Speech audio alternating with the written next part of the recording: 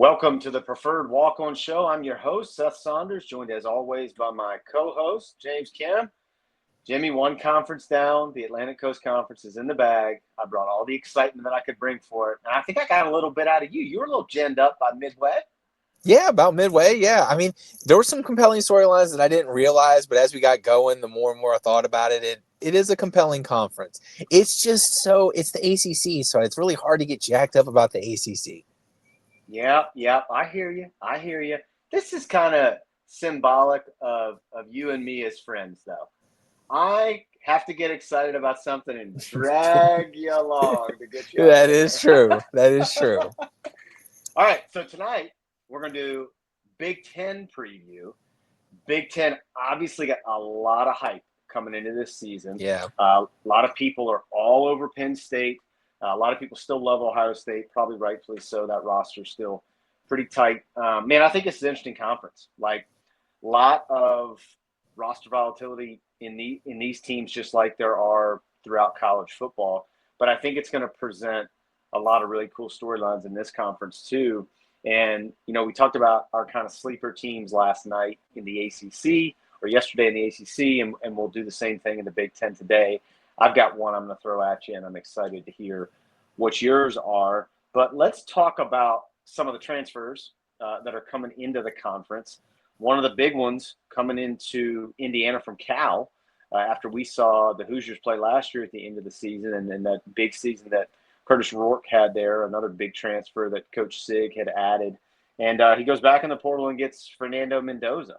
So they are reaching back into the portal to try to get something rolling, and I don't know that they could have gotten a much better one than Mendoza. I mean, Georgia had looked at him, a lot of schools had looked at him, and now they're setting it up to try and rip it again with an ad out of the transfer portal. So, dude, I mean, Fernando Mendoza is nothing to sneeze at. That's a kid that a lot of people wanted.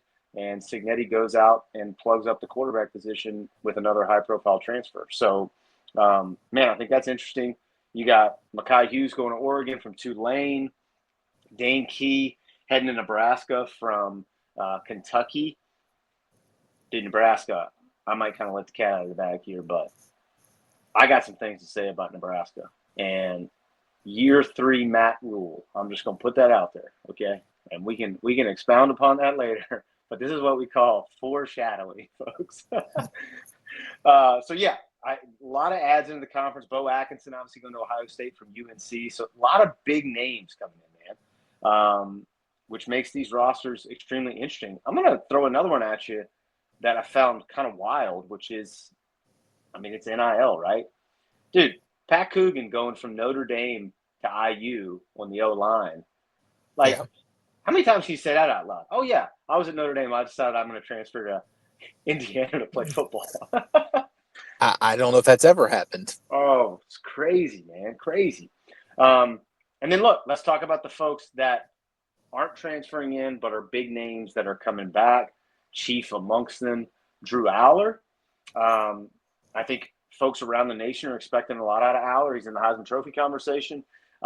Big expectations for Penn State after their run last year and being right on the verge of a national championship appearance. They have both backs coming back who, brother, I got to admit, I did not realize this until I was researching the preview. Both of them, not one, but both are in the running to take over the career rushing title at Penn State, which is, homie, that ain't no list of names to sneeze at. So, yeah, anyways, pretty impressive. So, yeah, let's just start there, okay? Let's start with kind of some of the big names, some of the expectations that are out there, and let's start with the team that probably has the most expectations, not the defending national champion Ohio State Buckeyes, but your favorite team and your favorite coach, James Franklin and the Penn State Nittany Lions. Yeah, let's start with Penn State. Everybody knows that I love James Franklin, Mr. Can't Win the Big Game. But it's not that he can't win the big game. I just think he just rubs people the wrong way. And it's kind of how I talked about when we were talking about the ACC. he rubs people the wrong way. He's a jackass. There's no other way to put it. He's a There it jackass. is. There it is. Yeah, you knew it was coming. He's a jackass. Three episodes into this season, and there it is. James Franklin's a jackass. Look, if he could put it all together, that team is loaded. That team is loaded straight across the board.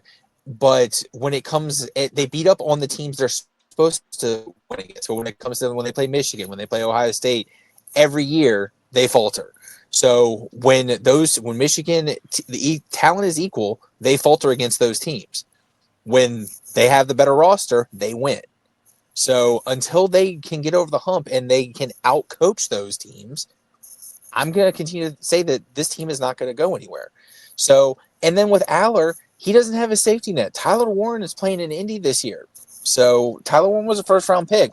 Atlee alum for you. So I just don't see Aller having the same type of season that he did last year. And also losing, you don't often hear about losing the backup quarterback being that big a deal, but Pibula, is that how you say his name? He's in Missouri now. Pribula. He had some packages last year that changed up their offense because Aller did not really run that much, and you would bring in Pribula to run those packages. Now, not that Aller can't run, but he didn't really do it that much.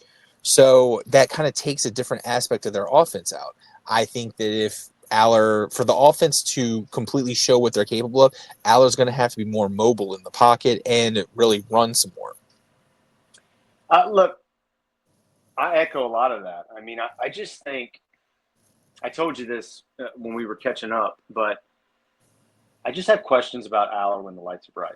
And I know that's something I say a lot about a lot of guys, but if you look at his numbers in big games, he is perfectly capable. He has all the tools. He has all the things you want. I mean, there was a lot of talk that if he had come out this year, he's a first-round guy, and he's on a lot of folks' boards going into the 2026 draft. And I'm sure all that's going to play out.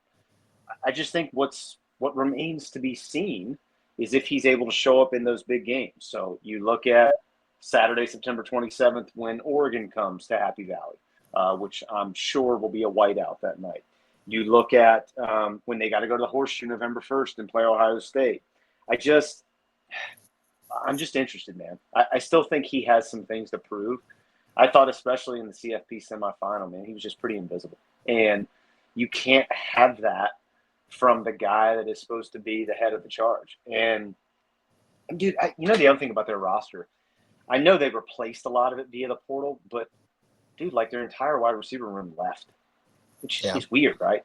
I mean, it's just an interesting thing. And to your point, Tyler Warren, although I know he got talked about a lot and was rightfully in the conversation for the best player in college football, I still don't know if we're going to appreciate how valuable he actually was until now, like until we see this Penn State team and see what that offense is. Because to your point, he was the savior, right? I mean, he's the guy that makes the play late in the Minnesota game to keep them ahead there, to keep the playoff hopes alive. He has the monster game with, 17 catches or whatever it was, I think tied a Penn State record when they played USC. Is that right? USC or UCLA? I forget which West Coast team it was. I think it was USC. USC, because they were down. They were down pretty big in that game. Well, I mean, let's also take with Tyler Warren. He wasn't just the safety net and their tight end. He was their number one option on almost every play. He was their wildcat quarterback. He lined up at running back. He lined up at H-back. He lined up all over the field for them. Yeah. So he was the focal point of their offense, and with having two stud running backs. Yeah. So who's the focal point this year? Yeah, I mean, that's a fair point, though. I mean, you get Allen and Singleton back, and look, that ain't nothing to sneeze at, man. They return a ton on offense, 76% of their production, but 24% of that is probably Tyler Warren. Yeah, right. I mean, I'm just joking. Honestly. I know some of that is the receivers that left too, but it's true. Like they're losing a bunch by losing one guy. Also, man, we haven't really talked about it, but also equally as important, guy that they lost is Abdul Carter. Yeah, a guy named Abdul Carter. pretty good player. So, Pretty good player. Pretty top big 5 hole in pick. defense. But to your point, the roster is stacked. They will be very good on defense, and they're going to be this is, I guess, maybe my caveat to what I've said about Drew Aller. If they do what they should do and construct themselves like they should, he shouldn't necessarily have to carry them, right? But I think what I'm talking about is there are going to be points where he is going to need to make some big nuts throws. I don't know yet if that's who he is, right? And so remain to be seen. But they're going to have as good a chance as anybody. This schedule is not terrible at all. No, it's right? Not at all. You get Oregon at home against Dante Moore, which, look, that ain't Dylan Gabriel, that ain't Bo Nix. I mean, it's just that's not going to be as daunting a matchup. In his first big road game. That's right. And again, I would be shocked if that game doesn't end up being a whiteout. So I don't think it is. It's probably going to be a big noon kick. Oh, you think so? I mean, looking at that week, you got Illinois, USC as an option, and Washington, Ohio State is an option. Oh, well, that could be spicy, depending on what Washington does out the gate. Yeah, but Washington's probably going to be 3-0, but they don't play anybody. They play Colorado State. I don't even know what. I mean, this will show you an FCS team I've never seen the logo on, and Washington State. Yeah, that's a good point. Well, given that slate, you're probably right, which I'm sure will be disappointing for Penn State fans because you certainly want to have that game at night. I mean, I think, dude, if I was Penn State administration, I'd be arguing as much as possible to play at night. Their whiteout game is looking to be Indiana week 11 or Nebraska week 13. Oh, dude. Well, we'll come back to that, but let's just say circle that one. Yeah, circle that one. All right, let's go Ohio State. Defending national champs, return. I think you could make an argument the best returning offensive player in America and the best returning defensive player in America. No, I think they've got the two best players in America on their roster. Yeah, I can get on board with that for sure. I mean, dude, well, first and foremost, Caleb Downs. He is a capital D-U-D-E dude. Yeah. Like, I mean, he's something else, man. And I mean, look, Jeremiah Smith, he could have gone in the NFL draft last year. Yeah. I mean, yeah, he's going to be grown. Here's the thing with him. They announced it today. Julian Saint's going to be starting quarterback, which I don't think is any surprise to anybody. But here we go again, which feels like similar conversation that we had in the ACC. God, man, no reps, right? Like, you're talking about unproven guy under center. And, I mean, he's got to show it now. Like, they play Texas week 1. So there is no learning curve for him. And going against that front seven week 1, yeah, man. Yeah, and then, dude, look at this. They go Grambling, then they play Ohio. They have the bye week. And Washington. Then you got to go out and play at Husky Stadium. Woo. Yeah. I mean, we're going to come back to Washington, but they could be one, brother, with Jed Fish in year 2, where they might have some things cooking. And I'm excited about Washington. Nobody's talking about Washington. Yeah. I'm excited about Washington this season.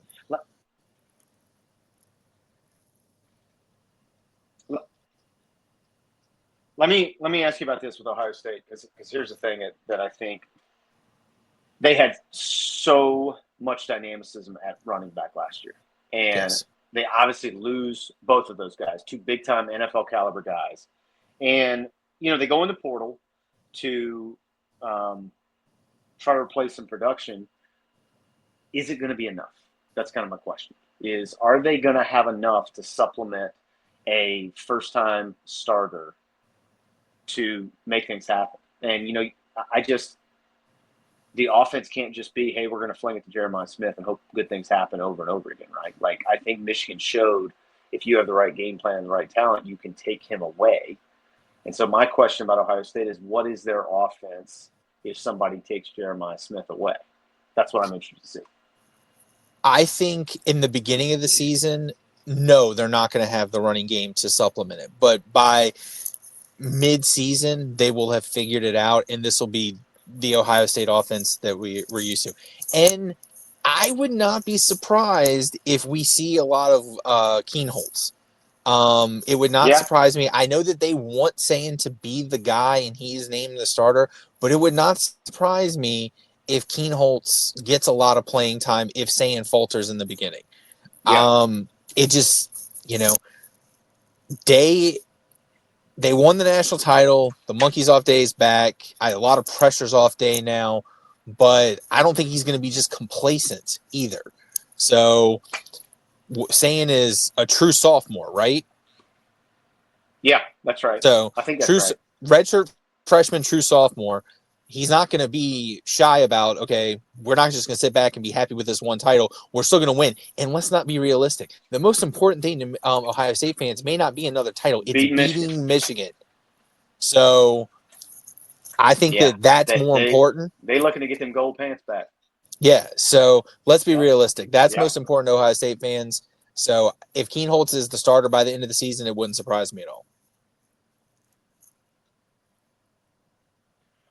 Okay, let's go out to Eugene and talk about our guy Dan Lanning, who we both love. Other than Kirby, I don't know that there's a coach in America that I would advocate more for my kid to go play for than Dan Lanning. Well, pause. Maybe my boy PJ Fleck. You know how I like me some PJ Fleck. And I think I like him more after we saw him in person in the press conference last year after Paul Bunyan's axe. Yeah, that was awesome. Like, he was electric. But anyways, that's neither here nor there. We will talk about Minnesota. Minnesota has one of the most dynamic players in the country. I'm not going to say Travis Hunter 2.0 because that would be silly. But let's just say Travis Hunter light. Should we say that? Yeah, that's fair. There is no other Travis Hunter, but he's a lighter version. Like, I think he's going to do some really cool things like Travis Hunter did. So, yeah, we'll get to that. But anyways, Oregon, replacing a ton with Dylan Gabriel. Dylan Gabriel in Cleveland now and had a magnificent college career. They are replacing with Dante Moore, which I do think is beneficial. He was in the program. He got reps, got used to coordinator Will Stein. So I think all those things are good. And given Dan Lanning's pedigree, I think that defense is still going to be good, formidable enough to give the offense some leeway. I think the good thing for them, too, is they do have a little ramp up before they go to Happy Valley. I don't know, man. Oregon is a team I just don't have a ton of feel for. Like, they lost a lot. And I know returning production is tough to gauge in today's game and day and age. And I know they added some stuff in the portal, but, like, man, they lost a lot. And they got thumped by the Buckeyes. And so, like, I don't know, man. I just don't know what this roster is. And I think, too, after looking at it, they're probably better primed for 26. Like, I think they're going to be a problem in 26. This year, I think they could be a problem. I just don't know. That's kind of where I'm at with them. I don't have a real feel for the Ducks. Well, the good thing about the Ducks is they're kind of flying under the radar a little bit this season because they lost so much. And their schedule, other than Penn State, they go to Washington and to Iowa. Other than that, the schedule's pretty favorable. They've got OSU at home. They've got Oregon State at home, Indiana at home, Wisconsin, Minnesota, and USC at home. Their other away game is Rutgers and Northwestern. Yeah. So they've got the 3 tough road games, but I still think that they're more talented than Iowa. Washington, still don't really know yet what they are. Really depends on what Damon Williams is. So, or Desmond Williams, sorry. And who Jed Fish loves. Yes, Jed Fish loves. I think he's going to be. I think he's going to be really good. So but teams by then. So going to Iowa week 11, that could be a blizzard. So who knows what that's going to be like. But we'll know a lot more about this team week 5 going to Happy Valley. I think Oregon, like I agree with you. 2026 is they're going to be primed more. I think really where they're going to be lacking is the lines. They're good. I don't think they're going to be as strong up front this season. And up front saved them a lot last year. So I'm not sure if their transfer class is going to be enough to fill what they lost, and that worries me. All right, I'm going to throw 3 teams at you, and I'm going to make you pick one. Ready? Okay. USC, Michigan, Indiana. Pick one. To talk about, or who I think's going to be better? Whatever floats your boat, Bubba. Let's say who you would pick in a boat race this year in the Big Ten. Michigan, Indiana, and who else? USC. Oh God. Gun to my head, USC. Oh, I was not expecting that. Yeah, I think Michigan, true freshman quarterback, while he's extremely talented, and their schedule, there's just too much going on with that. I know the scandal's settled and everything, but there's just too much. There's too much noise around the program. I can't see with a true freshman quarterback them being close to what they were in 23, and last year was just abysmal. I know that they're hanging their hat on beating Ohio State, which great, but there's no way that Underwood's going to come in and rejuvenize that offense. They couldn't throw a forward pass last year. That offense was painful. Indiana is going to have some regression. Yeah, they are. It's just the law of averages. They are. Shout out Coach Sig. Yeah, love Signetti. Their schedule, absolute garbage again. But this year though they go to Iowa and Oregon. I think those are both losses. And Penn State. Oh, and Penn State. Yeah, I think that's 3 losses right there. Ooh, dang. I don't know, man. Look, I'm drinking the Kool-Aid. We had such a good time in Bloomington. It's so hard for me to separate. Like, your boy would go back, and I'll ride at Nick's English Hut all day, baby. Like, I love that team, and I love the way it's baby. I love the way the team's constructed, but there's just I'm not sure that having Illinois at home's good for them, but I think Illinois could beat them. Yeah. Here's my thing with them, and this is what I don't know, okay? I thought that roster last year really bought in to Sig. And is that cultural phenomenon, which it was last year, as much as people want to piss and moan about it, it was, all right? And I still say it was one of the best stories in college football. I think the people that try to argue about that got a huge dump in their pants. But anyways, can he keep that going, right? And winning is the best antiseptic. So if they win, I think it changes things, right? But if they come and stumble out of the gates, and to your point, drop one early to Illinois at home, I think things start to happen. I will say this, man. They have a good quarterback, and everything starts and ends with that in college football. And so they got a shot, man. And look, we saw him in person, and granted, Purdue's defense was Purdue, yeah, one step above Essex High School. But that being reigning state champs, baby. I ain't trying to throw dirt on the defending state champs, okay? The Trojans, they probably could have beat Purdue last year, okay? I mean, that Purdue team we saw was sorry. But still, dude, Elijah Surratt's a problem. Like, Surratt is awesome. Yeah. He is a problem. And I just think they have the capability that they could be exciting if Mendoza stays healthy and they let it rip a little bit. And look, man, I'm going to throw another one at you. Mikhail Kamara was, grown. Capital G, grown. And yeah, man, they just have some interesting players. Like Aiden Fisher's back. They had a very good secondary last year. D'Angelo Pond's possibly first-round pick this year. So, like, they got some players, man. But again, it's hard because we had such a good time in Bloomington. Love the Hoosiers. I do think USC is in an interesting spot because, dude, Link's got to do something, man. They pay him all that money. It's Yeah. Dude, let me throw something at you but about also Link. look at their schedule. Look at their schedule. Let me throw something to you about Link, okay? So through, what is it now, 3 seasons, he's 26-14 as USC's head coach, which his win percentage is .650, all right? Okay. Currently, that is lower than all 3 of the post-Pete Carroll coaches. Lane Kiffin, Steve Sarkisian, and Clay Helton all had better winning percentages. All 3 fired. So, like, dude, it's. I think he has to make a New Year's Six bowl to save his job this season. He's got to do something, man. And this is what I don't get, dude.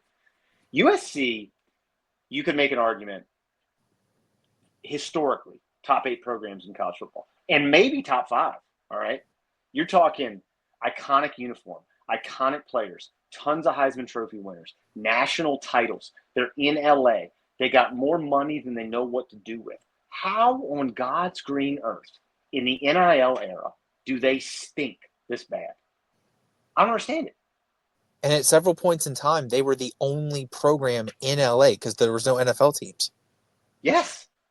Dude, I cannot figure them out. And like, you telling me all the success Lincoln had at Oklahoma was just because A, it was Oklahoma, and B, the Big 12 stunk? Like, is that what we're saying? Can't just be that, right? Like, he couldn't have just overnight forgotten how to coach. No, because when the Pac-12 when it was before they moved to the Big Ten was terrible too. Fair, absolutely fair. I don't know, man, but yeah, he got some work to do this year. Like, if you're a USC fan, I'm real restless with Lincoln Riley. So yeah, all right. But once again, it comes down to who you're going to replace him with. You get rid of him, who you replace him with. So That's it's the same question. That's a great question. Yeah, I don't know. I don't know the answer to that.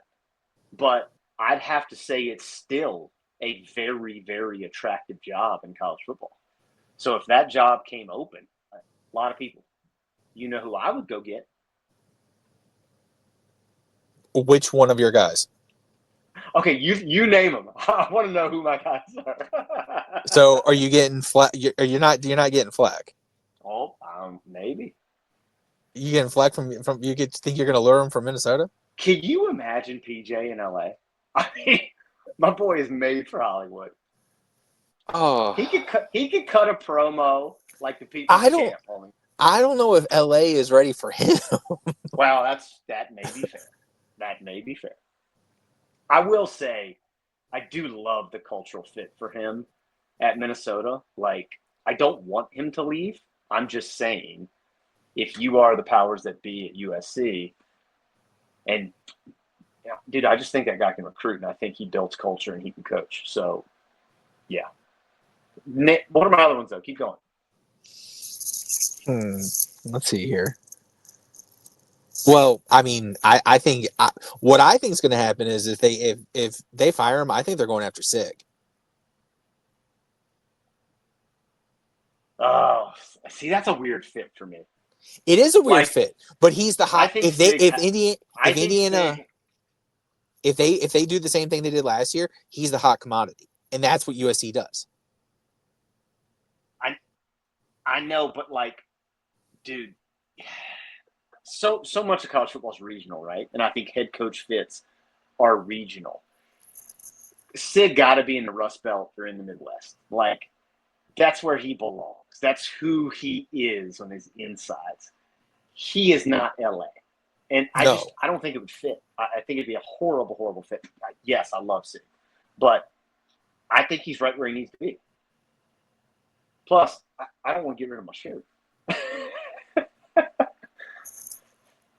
All right, so you got? Who else you got going over here? I don't know. I think PJ would be real interesting, but I don't think they would go after PJ Fleck. I think they'd go somewhere else. I think they would try to get. Well, I'll tell you what. I think they'd probably go make a run at Kenny Dillingham.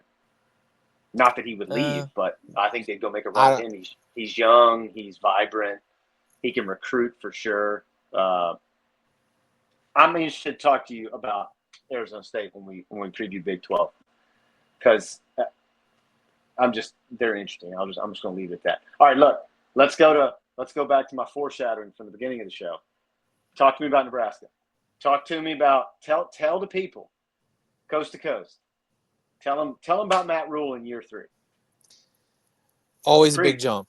Always a big jump with Matt Rule in year 3. Jump. Big jump. This is his year to make his mark. And I mean, that team has got all the makings to make the big jump. You know, Raiola was very good last year as a true freshman, and they've got weapons. They've got a really good offensive line. Really good offensive line. Anyone who's listening to this show knows that I'm all about the trenches. Really good offensive line. And the schedule is, other than going to Happy Valley the next last week of the season, schedule's fairly favorable. Pretty manageable. Yeah, pretty manageable, man. I agree. Absolutely. So plus, go back and look at their schedule last year. It's outside of that Indiana game, which they kind of just got. That was one of those momentum games, man, where they just kind of got steamrolled. But outside of that game, I mean, they could have very easily had a very, very different season. You're talking a lot of one-score games. A lot of, boy, we should have won that ball game. And so, yeah, man, they have all the ingredients for a year 3 Matt Rule explosion in my mind. Because let's draw back. Who in the conference has experienced quarterbacks? They're one of them. Yeah. It's really them, Penn State. And now,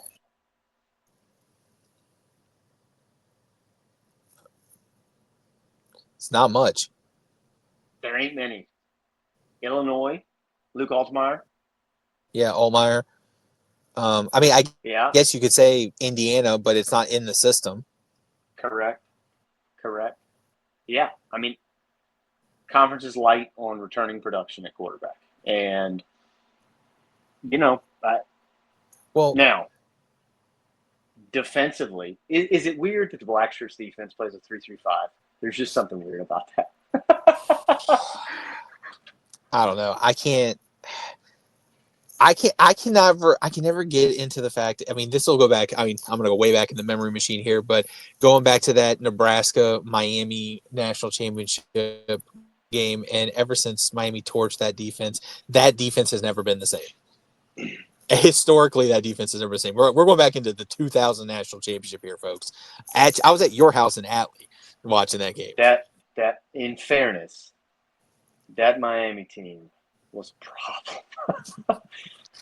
It was. But you remember that was the Crouch team. Everybody thought Crouch was the greatest thing since sliced bread, and Crouch was.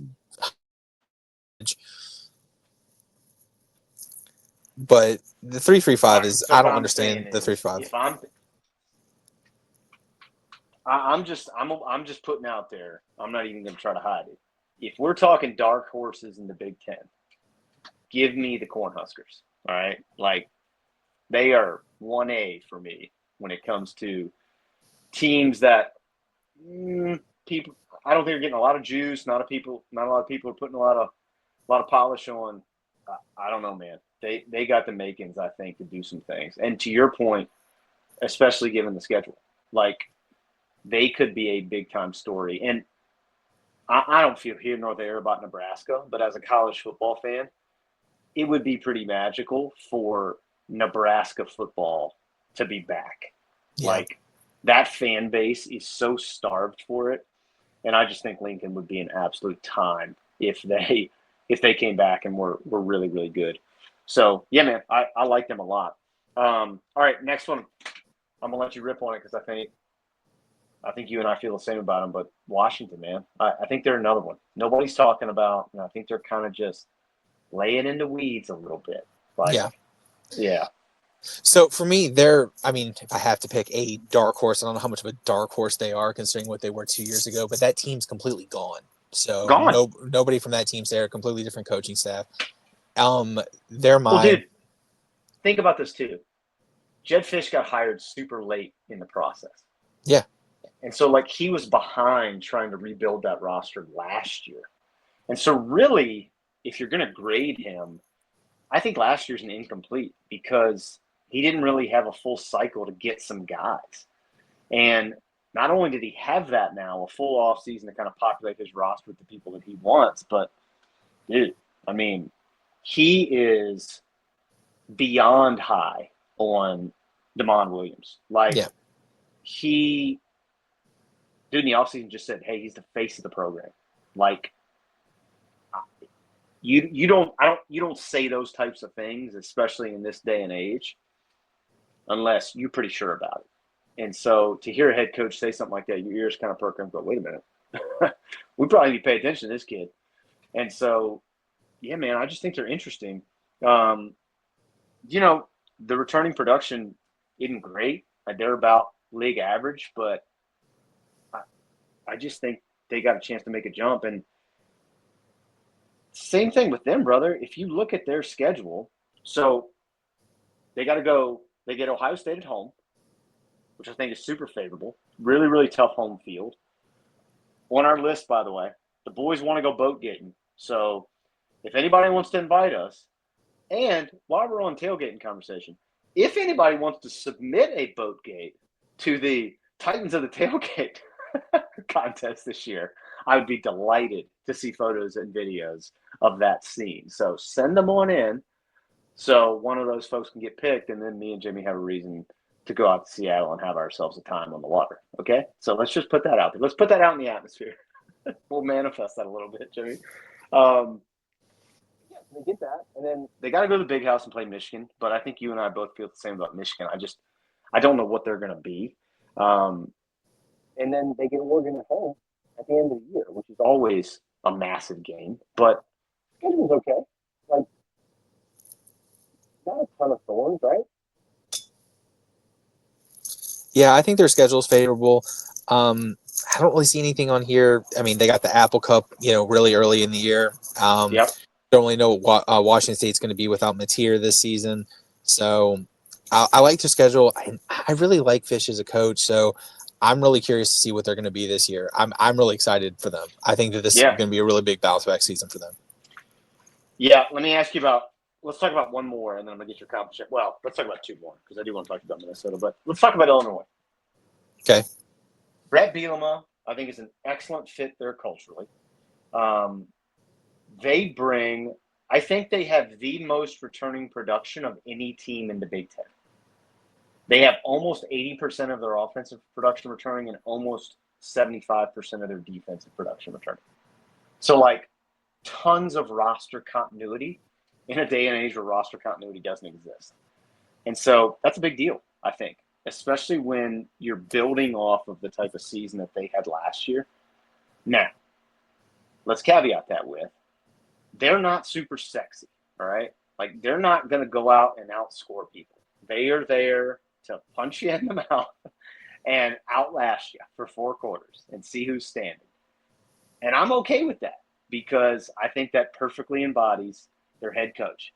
We're going to punch you in the mouth, take you to an all-you-can-eat slugfest, and then we're going to drink a whole lot of beer when the thing is over. Yeah. I mean, that's kind of where he's at. He's like our boy. He's like Sam Pittman light. Yeah. Straight up old man football. That's what it is. It is old man, late 70s, early 80s football. So old Steelers football. That's what it reminds me of. And I'm here for it. Let me tell you about this, because I didn't know this. And if you didn't know this, I think that they may become your new favorite team. Do you know what he calls it when he has seven linemen in the game? You know what he calls the formation? Oh, God, what? The barge formation. Oh, my God, that's great. The barge formation. I mean, that's your team, dude. Yeah, I'm here for that. Yes. The barge. 7 hog mollies on the offensive line, the barge formation. Just outstanding. If you can't get behind that, I don't understand you at all. Yeah, man. Now, they have a pretty spicy schedule. Yeah, they do. Because we talked about this last night in the ACC preview. I think that Duke game is really interesting. And they got to go to Durham. To Duke, yeah. Yeah. I think that's a fun game, man. I think that's two teams that could create a lot of problems for their conference foes that are going to have to face off. That is kind of like a. Do you follow on Twitter the Sickos Committee? No. Oh, it's great. You got to start following them. I love them. They're like, you're a college football sicko, and so like you're going to stay up and watch it till the last tick of the Hawaii game. Like that's your kind of people. Oh, Which that sounds great. I'm so here for. But yeah, that's like a sicko game. I think if you're sitting around in August looking forward to the Duke Illinois game, you probably got some issues you need to work out, and that's you. That's and me, us. Homie. That's you and me, homie. Yeah, we got issues we need to work out. All right, let's talk about it. We already talked about PJ, so let's talk about Minnesota. And I mainly want to talk about Minnesota, not because I think they're going to make some magical run in the conference. I don't. I think they probably end up around where they were last year, little bit above 500. I think they give some people some games, but I really just want to talk to you about Coy Parrish. Like, dude, legitimately going to play both ways, and was a freshman All-American on defense last year. I'm pretty sure he led the Big Ten in interceptions, and he's going to play offense too. And dude, he's practicing with the split jersey in practice. He's going to get run on both sides of the ball. Now, is he going to get Travis Hunter 100 snaps a game run? I don't think so. But it's one of those things where if you're scrolling past the games on TV on a Saturday afternoon and you see Minnesota come up on the TV guide, you might want to click over there and see what old Coy's doing today. Yeah. Because I just think he's going to be must-watch TV. So I think that makes them a fun story. And, let's look at their schedule. It's really not bad till they got to go to Columbus. Like, you go 1, 2, 3, 4. They're probably 4-0 going into that game. I mean, there's a way they could navigate 9 wins in that schedule. They play Northwestern, Wisconsin, 6, Purdue, Rutgers, Cal. I see maybe 8. Dude, I don't know. I'm higher on Iowa this season than other people are. So really, dude, their defense is just is outstanding. And they started to actually learn how to, throw a forward pass at the end of last season, which hasn't happened in 2 years. Yes. Actually, 3 years now that I think about it. Weren't we in Atlanta for the Oregon-Georgia game when they won a game like 5-3 or something? Or no, 4-3 or it had like 3 safeties or 2 safeties? There was something weird like that. It may have been that weekend. That was the weekend we were in the Kapua Suite at the Embassy Suite. Yeah, in the Kapua Suite. Yeah, I'm almost positive because we were watching it we were watching that like on the ticker, and we're like, "What in the hell is going on in this game?" Because it was the weirdest box score ever. So I'm pretty sure it was that weekend, and it's been 3 years before they learned how to throw a forward pass. But their offense actually started to pick it up towards the end of last season. I don't think they're going to make a run or anything. I just think they're going to be more competitive. Yeah. I mean, God, we're getting in the weeds of the conference that your boys are talking about. Yeah, no kidding. Minnesota. So I want to ask one question. Coy Parrish worth talking about. Yes, we're talking about. Worth watching anytime you get a chance. Yeah. First coach fired from this conference. Oh, this is a great question. We should have done this for the ACC. Oh, this is an excellent question. All right, we're going to add this now to all the episodes. I think this conference is pretty easy, honestly. Oh, you think it's going to be Link? No, I think it's going to be Fickle. Oh, that's a really good one. Yeah. I mean, I see maybe 5 wins at best. Yeah, and boy, they've been bad. They did though. Dude, who did they go out and hire? Jeff Grimes? Is that who they got to be the offensive coordinator? Yeah. And hold on, I gotta find this because this is such an excellent. First off, I want everyone to know that I have gone cover to cover in Pick Six previews dude, I'm gonna mispronounce his last name. You know how bad your boy's last name, but let's hope I say this right, okay? Brett Ciancia? I'm probably saying that wrong. Dude, it is the best preview magazine out there. I will argue that with anybody. It's so excellent. Like, if I am advocating for you to go get a college football preview magazine, this is the one. Okay. And I am referring to it liberally in my preparation. And dude, there's some stuff that he had in here that was just outstanding. And one of the things that he had in was about Wisconsin. And I gotta find this because you'll love this. So he's talking about Jeff Grimes' offense and what Jeff Grimes calls it. Because you are going to them and Illinois, they then become your guys because it's just culturally right up your alley. All right, here we go. So he calls it the RVO, reliably violent offense. Reliably violent offense. Oh, that's great.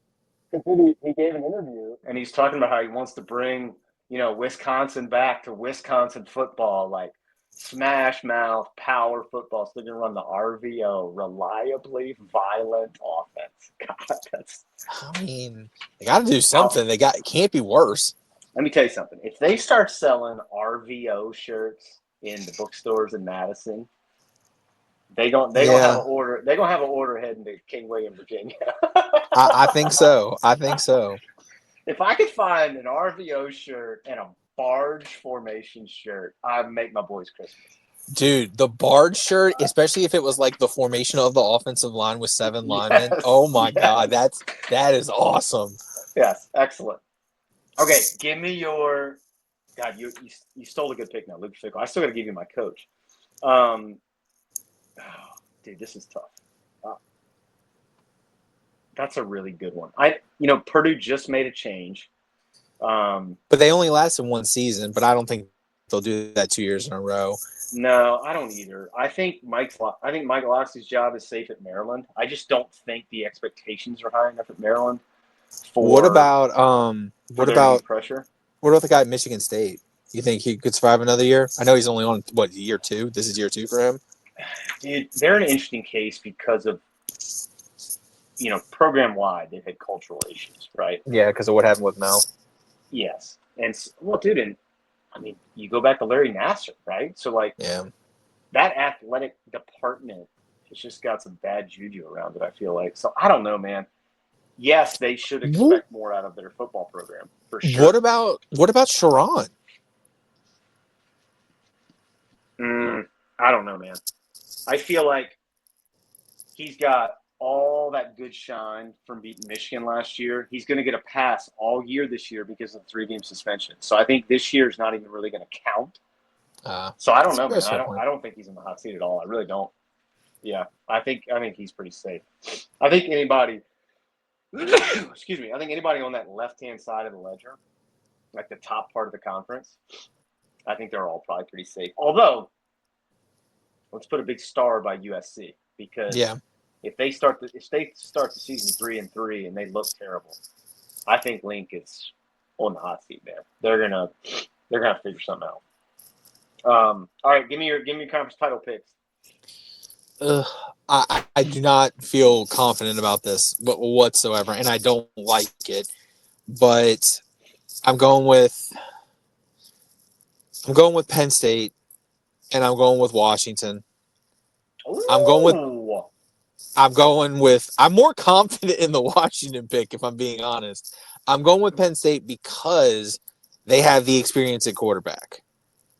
I'm actually going with the teams that have the more experience at quarterback. That's what I'm going with here. And I can't believe I'm picking Penn State. I'm going with Penn State to win the conference. I can't believe this right now. I do not like this pick at all. I do not. I feel like I'm picking a chalk pick, and I hate picking chalk picks.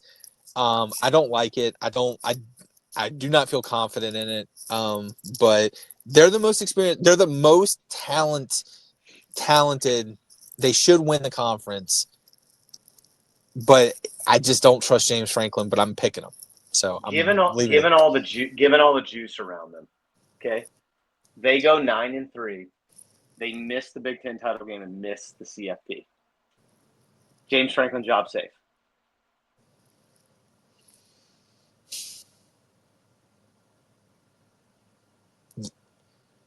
unless another big name coach is available, yes. Or if there's somebody like big up and coming team that surprises some young up and comer that like becomes available, yeah, I think so. I mean, I I don't agree. see anyone that's, there's not anyone out there. All these big name coaches that are on the hot seat, there's no one to replace them with. That's the issue. Well, look, here's the thing too. Should he be on the hot seat? No, he shouldn't. Like, dude, they've been good enough, but he's going to get to a point, and I loathe making this comparison because it's not really apples to apples, but they're going to start having the Mark Richt conversation if you're a Penn State fan, right? Like, yes, we're really good every year, and we're right there, but we just can't get over it. And, like, he's not even to Coach Richt level, right? Like, he hasn't even won conference championships. He hasn't done any of that stuff. But you get what I'm saying, right? Like, Penn State is undoubtedly now one of the top programs in the country year after year. And James Franklin deserves credit for that, okay? Especially given what happened with that program, all right? So, like, you got to get something for that. But the flip side of that is they don't see themselves as like the also ran behind everybody else. They think they're one of the guys, right? And so at some point, they're going to have to make a change if he can't do it. And I just don't know that there's a better year and a better roster for them to do it than now. I'm with you. I'm going to take them to go to the title game just because I think the schedule shapes up pretty well for them. I still don't think they're going to beat Ohio State in Columbus. I don't. But I think they probably go 11-1 because you get Oregon at home, you get Nebraska at home, and those are the only two games. Well, you get Indiana at home too. Indiana's, we'll see. I think they kind of had the same ethos as Penn State. They want to play good defense, control clock, all those things. We'll see, man. They could end up having the better quarterback. Who knows? But yeah, I'm with you. I think Penn State's going to go. Maybe I'm buying into the hype on that. It's hard for me to pick Ohio State with essentially a freshman quarterback. Like, that's tough. Really tough to do. I just don't know what he's going to be. Especially now, if this was last year and they had that two-headed monster at running back and Julian Sand, different conversation, okay? But I just don't know what that offense is going to be. So I'm going to pick Nebraska. I'm going Penn State, Nebraska in Indianapolis. And, like, if Nebraska is in the Big Ten title game, there might not be hotel availability in Kentucky. Like, the entire state will just migrate to Indianapolis for the week. So, yeah, that's what I'm going with.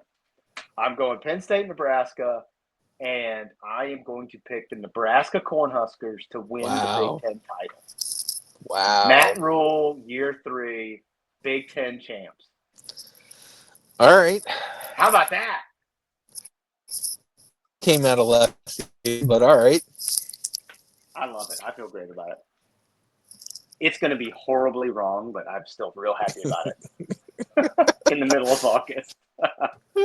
I can't wait till we're talking about this in December, doing our previews for the conference championship week, and we're like, man, how wrong were these picks? Oh man, I can't wait till they go 6-6, and I just look like an absolute idiot. Dylan Riley gets hurt in week 2, and they go 6-6. Tough. That's going to be tough. Really tough. All right, that's all I got.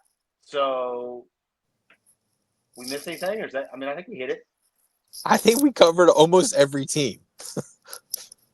There's 600 of them. The Big Ten is half true. of the Big Ten is half of college football. Apparently, there's so many of them. I mean, we only didn't mention 2 teams, so I think we're good. Sorry to Rutgers and sorry. Northwestern. Yeah, there we go. We mentioned everybody. I did say that Rutgers was going to play, or Northwestern was going to play. Who's playing them at Wrigley? Who did I say was playing them at Wrigley? Somebody's playing Minnesota's playing them at Wrigley, I think. Or maybe it was this one. Somebody playing Northwestern at Wrigley. That's notable. Okay, well, there you go. So everyone's been mentioned. Everyone's included. Gotta mention. Okay. Big 12 preview on tap. Dude, I love the Big 12. This is going to be a fun one to talk about because let's just have an honest chat. Let's preview how the Big 12 preview is going to look. We could spend an hour just talking about Texas Tech. That's how I feel about that. Dude, they're fascinating. Also, Utah may have gone and got themselves an offense. So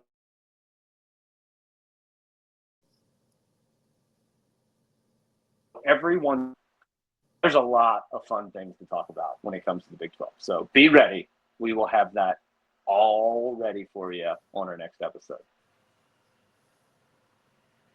Until then, kiss your nooch.